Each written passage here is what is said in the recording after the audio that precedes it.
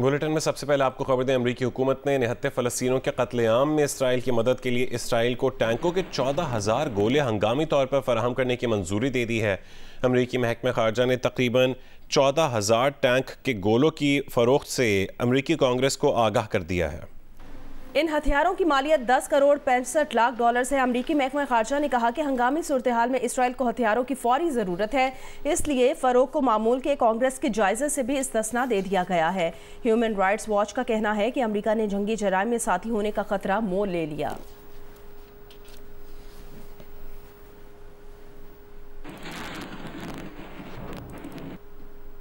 गजा में इंसानी बुनियादों पर जंगबंदी की करारदाद अमरीका ने वीटो कर दी। फ़लस्तीनी सदर महमूद अब्बास ने अमरीकी इक़दाम इसराइल के जंगी जराइम की हिमायत के मुतरादिफ करार दे दिया।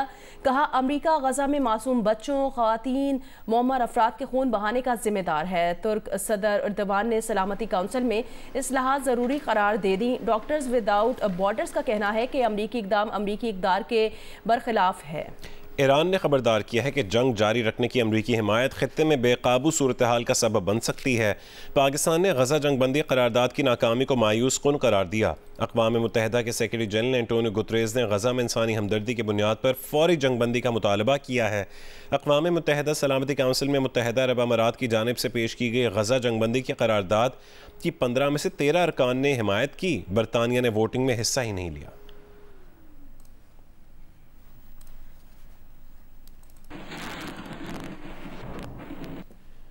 सलामती काउंसिल में अमरीका की जानिब से जंगबंदी की करारदाद वीटो करने का इसराइल ने खैर मकदम किया है। इसराइली वज़ीर आज़म नेतन्याहू ने अपने वीडियो बयान में कहा है कि हमास को ख़त्म करने के लिए जंग जारी रहेगी। नेतन्याहू ने कहा कि सलामती काउंसिल में अमरीका के दुरुस्त मौक़िफ़ की तारीफ़ करता हूँ। इसराइल हमास को ख़त्म करने और जंग के बाकी मकासद के हुसूल के लिए जंग जारी रखेगा।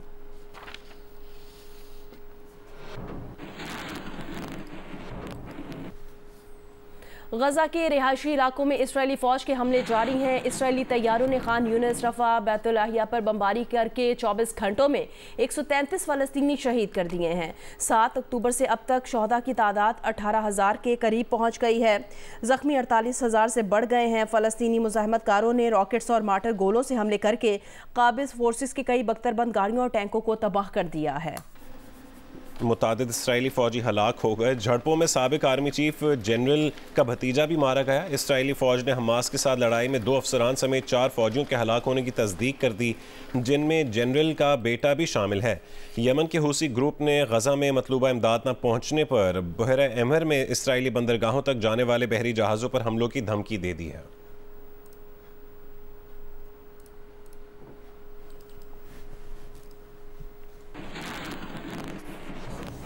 गजा में फ़लस्तीनियों की नस्लकुशी के खिलाफ लंदन में बड़ा मुजाहरा। सख्त सर्दी और बारिश के बावजूद लाखों अफराद शरीक हुए।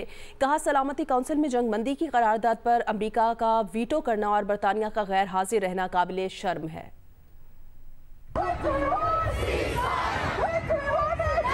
गजा में अगर इसराइली मजालिम का सिलसिला जारी है तो लंदन में भी यहाँ पर लोगों का एहतजाज का सिलसिला बंद नहीं हुआ है। जब से इसराइल ने गजा पर हमला किया है, लंदन में मुजाहरों का सिलसिला जारी है और आज एक मरतबा फिर लाखों अफराद लंदन में, सेंट्रल लंदन में मुजाहरा करने निकले हैं। मुजाहरे का आगाज़ जो है वो लंदन का जो कमर्शियल हब है, बैंक का इलाका, वहाँ से शुरू हुआ था और शुरा जो है मुख्तलिफ रास्तों से होते हुए यहाँ पार्लियामेंट स्क्वायर पहुँचे। शुरा ने अपने हाथों में कदबे उठा रखे थे और वो तमाम रास्ते जंगबंदी के हवाले से नारे लगाते रहे।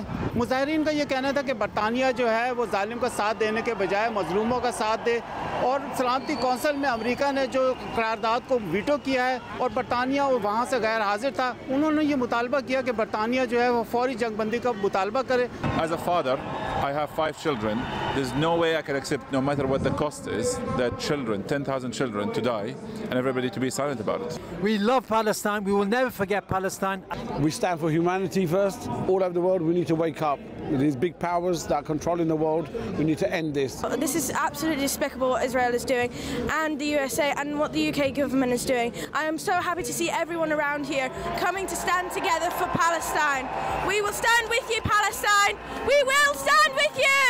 शुरा ने सियासतदानों को भी इंतबाह किया कि अगर उन्होंने जंगबंदी की हिमायत ना की तो वो आइंदा इलेक्शन में उनके वोट से महरूम रहेंगे। Rishi Sunak, people are dying.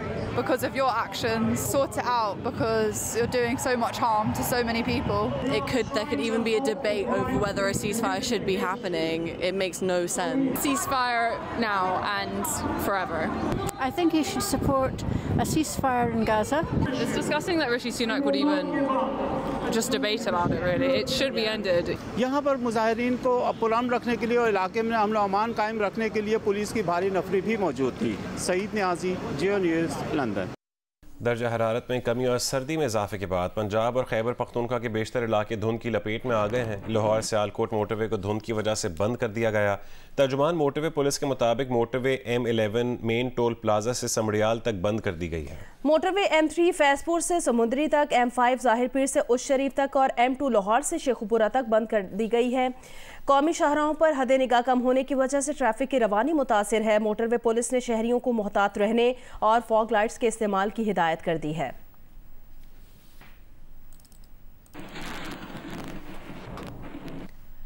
Lahore में स्मॉग का सिलसिला जारी है। लाहौर आज भी दुनिया के आलूदा तरीन शहरों के फहरिस्त में तीसरे नंबर पर है। मजीद तफसील बताएंगी नवीन अली।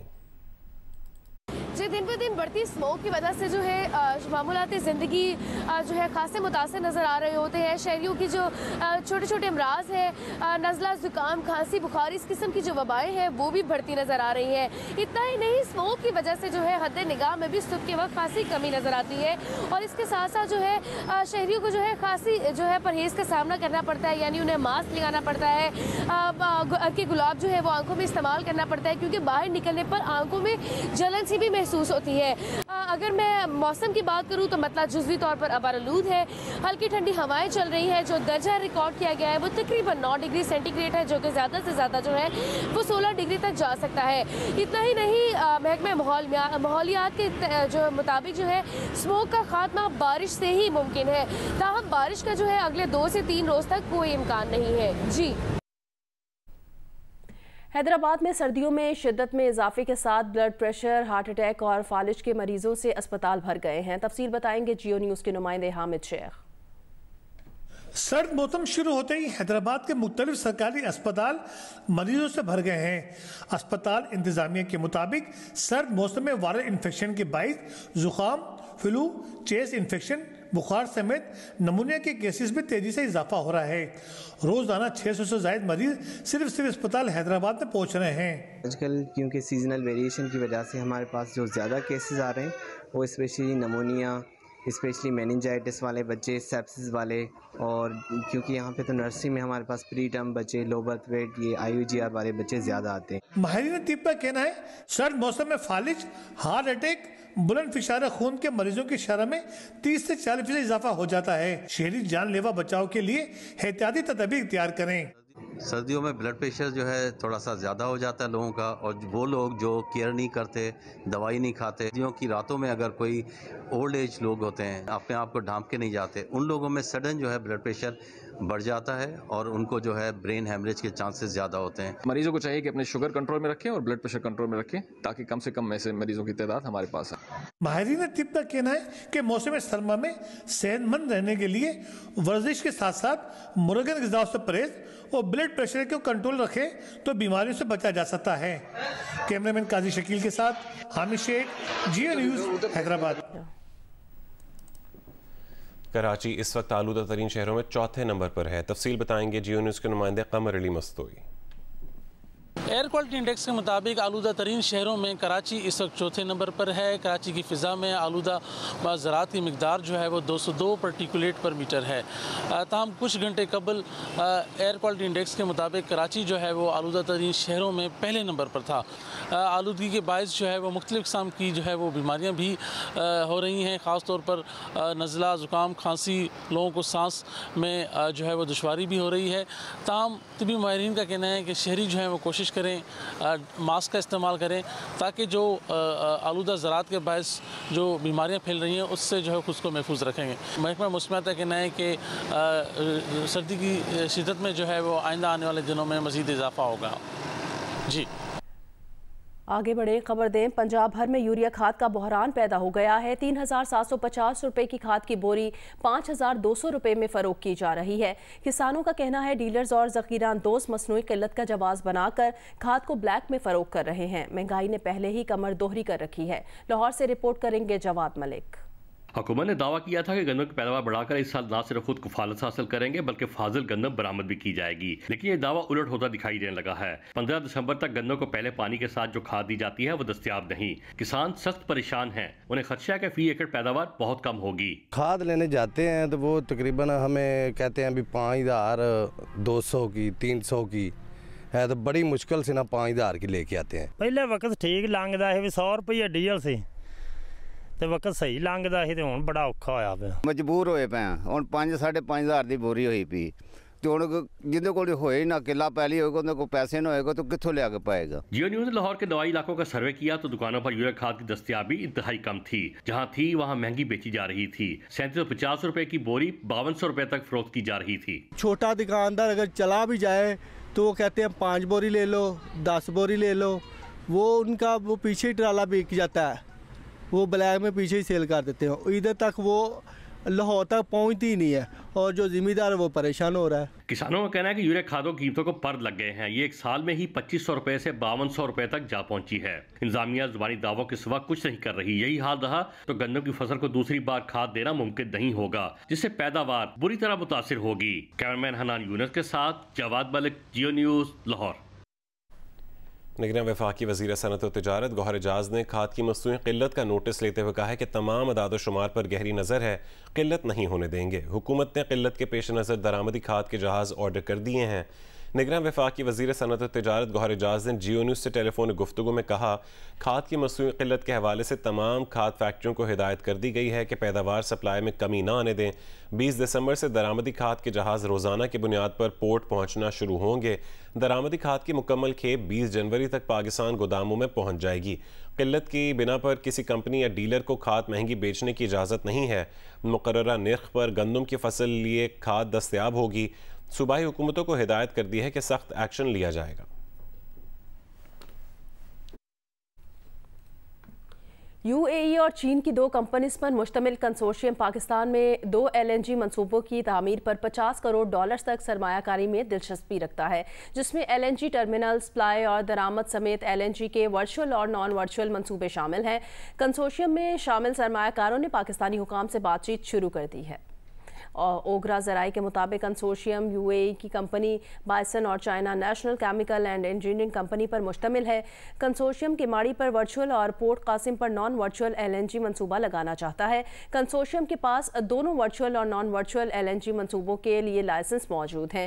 वर्चुअल LNG मंसूबों में LNG की तरसील में पाइपलाइन की बजाय वर्चुअल ट्रक इस्तेमाल होते हैं। सारिफीन तक गैस तरसील के लिए सुई सदरन या नॉर्दर्न की बजाय अपना डिस्ट्रीब्यूशन निज़ाम बिछाने में दिलचस्पी रखता है। ज़राए ने बताया कि इन मंसूबों में कोई हुकूमती ज़मानत या कैपेसिटी पेमेंट ज़ेर गौर नहीं है। निगरान वज़ीर आला पंजाब मोहसिन नकवी ने लाहौर को डस्ट फ्री बनाने का ऐलान करते हुए जेल रोड से सड़कों के वॉशिंग मंसूबे का आगाज़ कर दिया है। उनका कहना है कि ट्रैफिक से स्मॉग में 70% इजाफा होता है। मिट्टी साफ करने से उसमें कमी वाक़ होगी। निगरान वज़ीर आला पंजाब मोहसिन नकवी ने जेल रोड का दौरा किया और रोड वॉशिंग का मुआयना किया। उनका कहना था कि जिन सड़कों पर मिट्टी ज़्यादा है उन्हें वॉश किया जाएगा। 4 टीमें हर रोज़ रात के वक्त 8 से 10 सड़कें वॉश किया करेंगी। अल्लामा इकबाल रोड पर यू टर्न टेस्ट मंसूबा नाकाम रहा, उसे सिग्नल फ्री करेंगे। इनकी 100 बंदों की एक टीम है, 4 टीमें इन्होंने मोबिलाइज कर दी हैं, तो ये हर रात 8 बजे से लेकर सुबह 6-7 बजे तक ये अपने करेंगे। चाहे इनको ज़्यादा टीमें बनानी पड़े ज़्यादा टीमें बनाएं, लेकिन लाहौर में 8-10 रोडें रात को ज़रूर।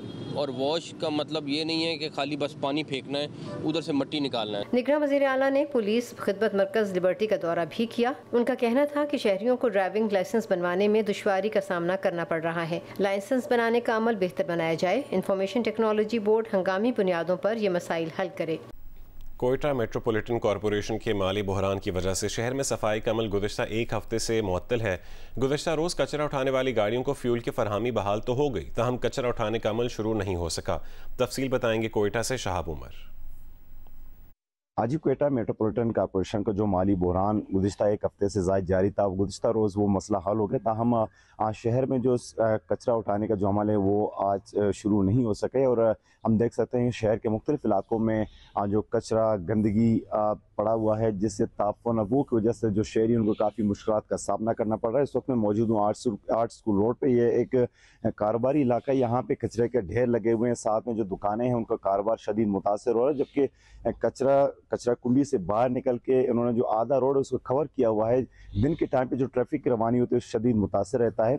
इसके अलावा शहर के जो दीगर इलाके हैं, पटेल रोड, जिना रोड और आचा रोड, बाकी जो इलाके वहाँ पे भी जो रिहायशी इलाके हैं, जो कचरे की वजह से जो आबाद वहाँ पे रिहायशी लोग हैं उनके काफ़ी मसाइल का सामना करना पड़ा है। उन्होंने जो QMC हुकाम है उनसे मुतालबा किया है कि अब चूँकि जो माली मसला उनका हल हो गया, उनका कहना है कि हंगामी बुनियादों पर शहर में जो कचरा है उसको ठिकाने लगाया जाए। जी, 14वीं साउथ एशियन गेम्स की मेज़बानी का मामला ख़तरे में पड़ गया है। अगले बरस होने वाले गेम्स की मेज़बानी पाकिस्तान को करनी है, लेकिन श्रीलंकन स्पोर्ट्स मिनिस्टर ने अपनी फेडरेशंस को गेम्स की मेज़बानी के हवाले से तैयारी करने की हिदायत जारी कर दी है। 14वें साउथ एशियन गेम्स अगले बरस मार्च में होने हैं। पाकिस्तान को इन गेम्स की मेजबानी 2019 में दी गई थी। पहले ये गेम्स 2021 में होने थे, कोरोना की वजह से फिर इसे 2024 में कराने की इजाजत मिल गई। पाकिस्तान ओलंपिक एसोसिएशन और वजारत बैनुल-सूबाई राब्ता के दरमियान गेम्स के फंड्स के हवाले से ताहाल मामला तय न हो सके। POA का कहना है कि कई बार हुकूमत को गेम्स के लिए फंड्स फराहम करने के लिए खतूत लिखे, लेकिन कोई जवाब नहीं मिला। 2021 में PTI हुकूमत ने 4 अरब रुपए देने का ऐलान भी किया, लेकिन वो भी ना मिल सके। दूसरी जानिब भारत भी पाकिस्तान के बजाय श्रीलंका को मेजबानी दिलवाने के लिए सामने आ गया है। रिपोर्ट के मुताबिक श्रीलंकन स्पोर्ट्स मिनिस्टर शिमल फर्नांडो ने गेम्स की मेजबानी के लिए अपनी फेडरेशंस को तैयारी करने की हिदायत भी जारी कर दी। दुनिया भर में आज इंसानी हुकूक का आलमी दिन मनाया जा रहा है। अक़वाम मुत्तहिदा के इंसानी हुकूक कमीशन ने इस साल का मरकज़ी ख्याल आज़ादी, मसावत और इंसाफ हर इंसान के लिए रखा है। Human rights commission of Pakistan के मुताबिक पाकिस्तान में लाखों शहरी तालीम, सेहत, सिक्योरिटी, इंसाफ, रिहाइश और ज़रूरी खुराक समेत कई अहम बुनियादी हुकूक से महरूम हैं। रिपोर्ट करेंगी नौरीन सलीम। अक़वाम मुत्तहिदा के चार्टर बराए इंसानी हुकूक के मुताबिक हर इंसान को जीने, रोजगार, समाजी तहफ़्फ़ुज़, तालीम, सेहत, तरक्की, मसावात, इंसाफ, रिहाइश, मजहबी आज़ादी, इजहार राय की आज़ादी और हक़ खुद इरादियत के हुकूक देना ज़रूरी हैं।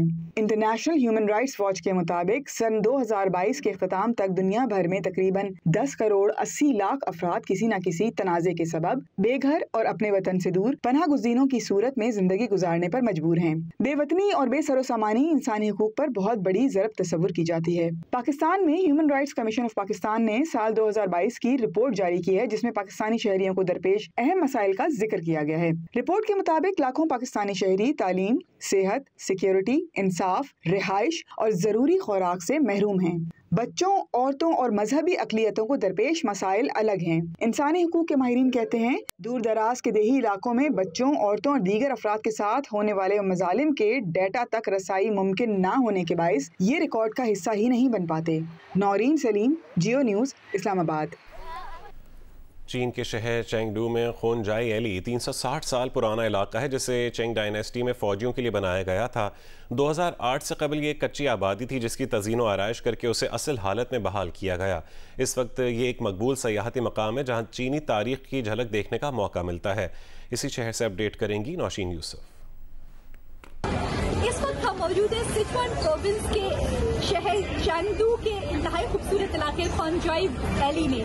ये सोल्जर्स की रिहाइश के लिए चिंग डायनेस्टी के दौरान बनाया गया था, यानी 360 साल पुराना ये इलाका है। यहाँ पे 2 एलीज हैं, ब्रॉड एली है और एक नैरो एली है, जो यहाँ पर अब एक टूरिस्ट स्पॉट की शक्ल इख्तियार कर चुकी है। 2008 तक ये जो सोल्जर्स के लिए बनाई गई बैरक्स थी वो एग्जिस्ट करती थी और यहाँ पे स्लम एरिया था, लेकिन 2008 में इस पूरे इलाके की रेनोवेशन की गई और जो घर थे उनको उनकी असल हालत में बहाल किया गया। अब ये एक बहुत पॉपुलर टूरिस्ट डेस्टिनेशन है, जहाँ पे सारा दिन रात जो है टूरिस्ट की बड़ी तादाद जो है वो आती है, एंजॉय करती है। यहाँ पे कल्चरल और ट्रेडिशनल उनकी परफॉर्मेंसेज भी होती है। इस खूबसूरत इलाके में जो चाइना की सकाफत है, ट्रेडिशन है, वो आंखों से देख सकते हैं।